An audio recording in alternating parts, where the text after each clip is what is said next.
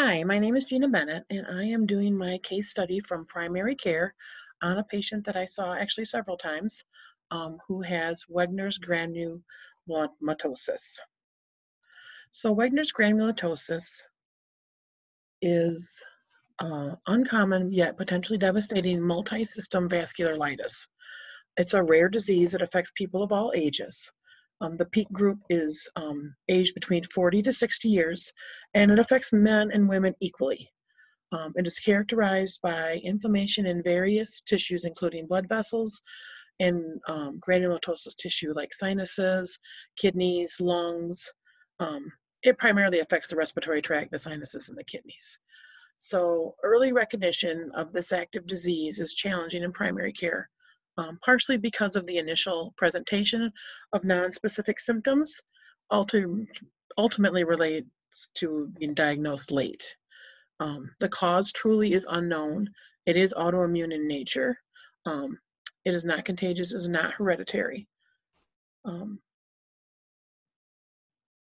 so Wegener's is most commonly associated with a disease of the sinuses, lungs, and kidneys, but it's a multi-system disease. Other sites involved can be the skin, joints, eyes, and the periphery of the central nervous system. Pulmonary involvement can have many radiographic presentations, and it's sometimes difficult to recognize it on X-ray. So the clinical presentation, the symptoms of GPA vary among the severity of the disease. So generally you'll have loss of appetite, weight loss, fever, fatigue. They have a persistent runny nose or rhinorrhea that gets kind of crusty, and they'll have sores. Nasal and facial pain will go along with that. Also nosebleeds. They'll have a cough that might include bloody phlegm and chest discomfort with shortness of breath.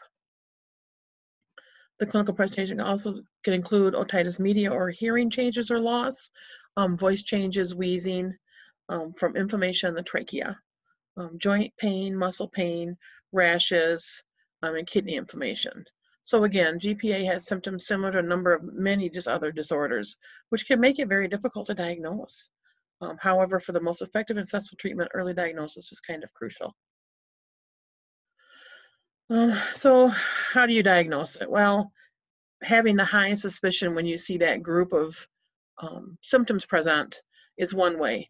The physical exam results, you can run an ANCA, which is a lab test to check for cytoplasmic antibodies. And then if you're suspecting Wegener's, you definitely want to get a CT scan of the lungs or any other affected area. And then the final diagnosis will come by biopsy. Treatment really is immunosuppressive. The severity of disease in each individual can dictate what medication is used, and there are obviously a variety of immunosuppressive medications out there. Critical organ involvement, which would be your lungs and kidneys, are usually treated with corticosteroids combined with another immunosuppressive medication. Because these medications suppress the immune system, there is an increased risk of developing serious infections, and that's what I'm going to talk about today with my patient in primary care. So monitoring for side effects, educating your patient about the importance of when they start to feel ill and to get chills and a fever to seek treatment soon is very important in getting ahead of any kind of systemic infection. So my patient came in actually for a post-hospital visit. She had peritonitis and was being treated outpatient with 875 milligrams of Augmentin BID. And when she developed fever, chills, malaise, and some CVA tenderness. So she presented to the emergency room. It was a weekend in the evening and was hospitalized for 5 days. And so they always tell you when you get discharged to follow up with your primary care. So she did. Her review of systems was fairly negative.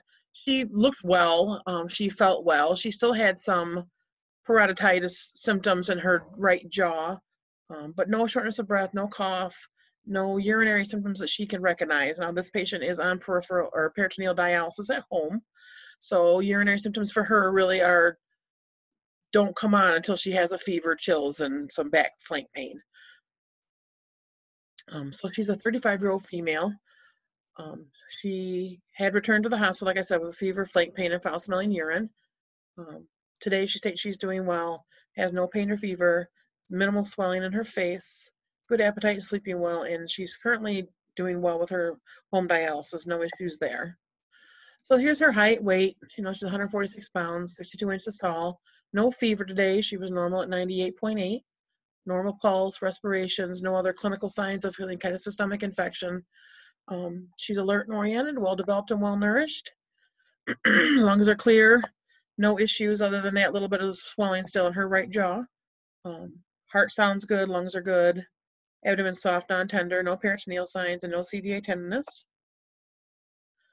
No other complaints other than she does have a small 1 centimeter wound on her right buttock that was from being in the hospital. That she's currently, it's getting granulating tissue and it was looking pretty well. So she doesn't have any allergies, but she's on a ton of meds. I'm not going to go through the whole list because that would be pretty lengthy, but she does take sodium bicarbonate, which is something you'll see when people who are on peritoneal dialysis, and Epotin, which is to boost her immunity. And then she's currently taking 20 milligrams of prednisone a day. And during this visit, we had decided to try to work on her taper to get her down. She had been stable on 5 milligrams previously, and that was the goal she wanted to try to return to if possible. So there's a few more of her medications. So her problem list or diagnosis list. So obviously she has granulomatosis with polyangiitis and renal involvement. The passy immune rapidly progressing glomerulonephritis and the end-stage renal disease are actually two diagnoses that are on her, are part of her chart because of she is on the kidney transplant list. So she's currently waiting for a kidney, really two if she could. So she also has hypertension, Raynaud's, pericarditis, anemia, and now a resolved urosepsis. So today she was recovering well from her urosepsis and parotiditis. She continues with peritoneal dialysis while remaining on the kidney transplant list. And during that visit, we rechecked her urine, continued her prednisone 20 for 7 days, and then we're going to try and taper her to 10 for 7 days and 5 for 7 days. And then that would take her down to when she was time to see nephrology again. Continue with her nephrology plan of 1,500 milliliters all day and cycling her PD at night ×3. And then she got her flu shot that day because she was feeling well, and then follow up 3 months or sooner if needed. She was scheduled to have a follow-up with nephrology and I think cardiology because she had a history of pericarditis in the past, so she has like a yearly follow-up now with cardiology.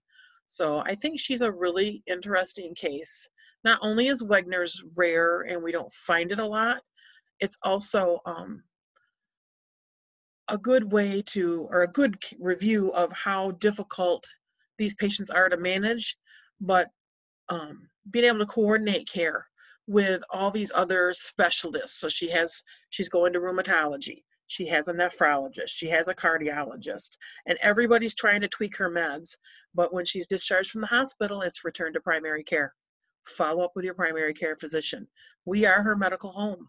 So it's really important to be able to learn how to help her coordinate that care and be sure that you're on the same page as the other specialties, because they're not going to do her maintenance kind of thing. So it was an interesting case. She was a very interesting patient. I actually got to see her a couple of times during my 250 hours, and I appreciated her frankness with me and talking about how the whole thing started and how long it took to get diagnosed, and that's why she's on the transplant list. And it really was a very interesting case. I hope you enjoyed it and learned something too. Happy Thanksgiving.